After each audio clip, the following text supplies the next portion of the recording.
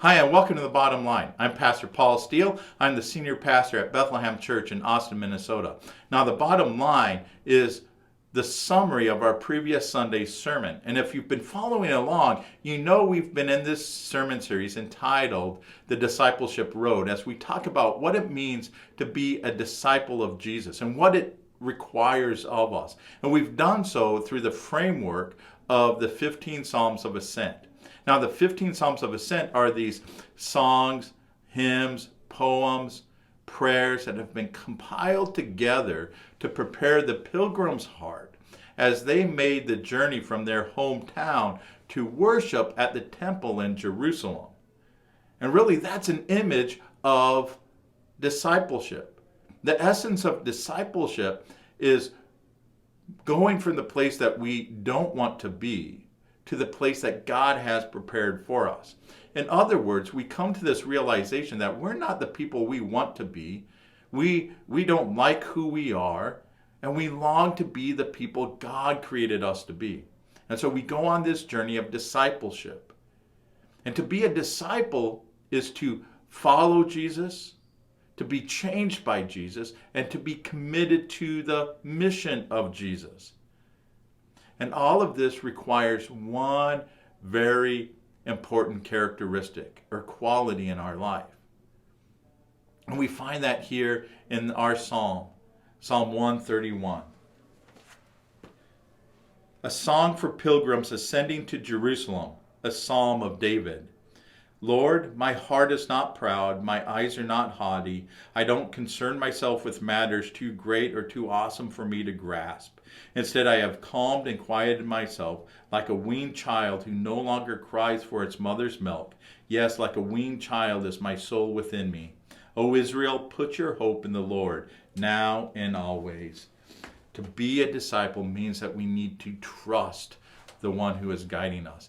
And David here says he has learned to do that. He no longer has prideful ambitions. He no longer has this arrogance. He doesn't try to figure things out for himself. He doesn't try to make these grandiose plans and accomplish all these things. No, he has learned to trust in God. The image he uses is that of a little child who has been weaned. He is no longer the infant crying out to be fed, but rather he has learned that he can trust his mother's goodness to provide for what he needs. And so David says, that is how I am like with God. I am trusting him for what I need. I humble myself before him, knowing that he is good and he is gracious and he will provide for me. And then David ends with this reminder, Israel, put your hope in the Lord. Put your hope in God. See, for us to follow Jesus, we need to be humble. We need to trust him. We need to believe that he is good and that he is loving.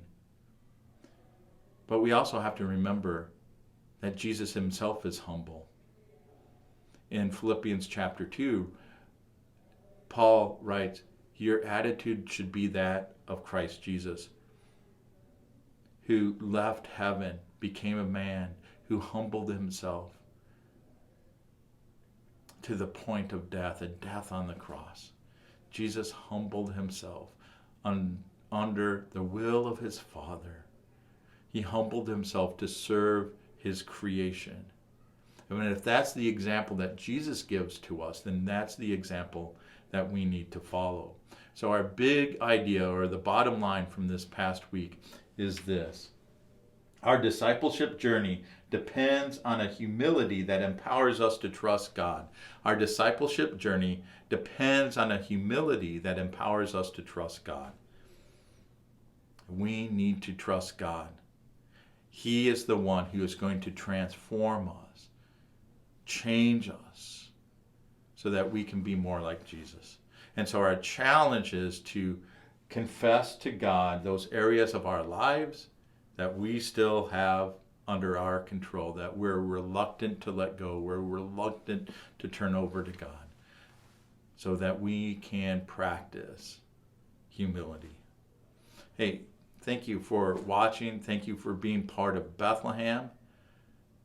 Remember, that you can join us on Sunday mornings, either here on YouTube or Facebook at 10:30 for our live stream of our service, or you can join us in person at 10:30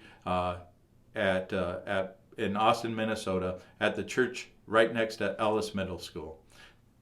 I hope you have a wonderful rest of the week, and God bless.